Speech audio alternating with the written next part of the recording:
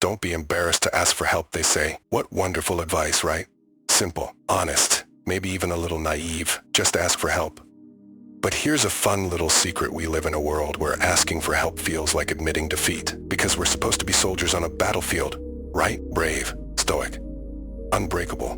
We march forward, carrying the weight of our own responsibilities, as if crumbling under that weight isn't part of the plan.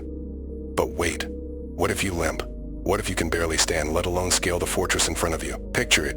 You're staring up at this massive, impossible wall, and your legs feel like they could give out at any second, yet still, there's that annoying voice in your head saying, "Come on, soldier.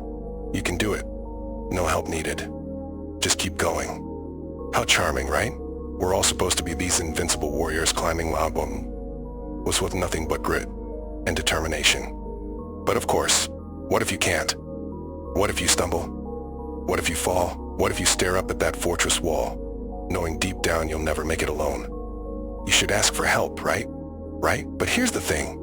We've somehow convinced ourselves that asking for help is the ultimate sign of weakness. It's like admitting that we're broken, that we're flawed, that maybe, just maybe, we're not the unshakable, unbreakable soldiers we like to pretend to be.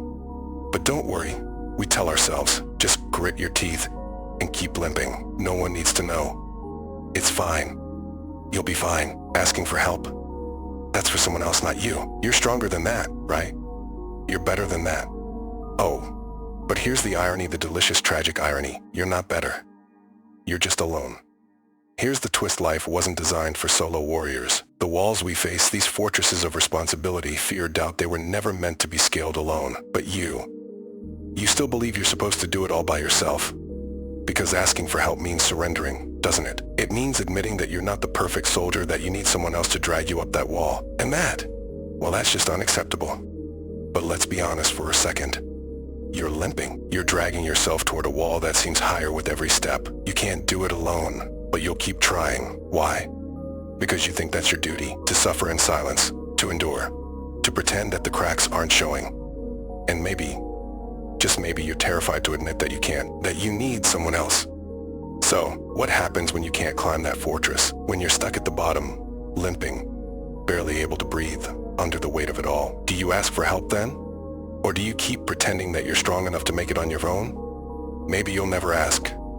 Maybe you'll stare up at that fortress, watch others climb, and stay right where you are, too proud, too afraid, too embarrassed. But here's the truth no one wants to admit. You can't do it alone. You were never supposed to. But sure, keep telling yourself you don't need help. Keep pretending you're the one soldier who can limp their way to victory without a hand to hold. After all, admitting you need help, that's embarrassing, right? Right? That's weakness.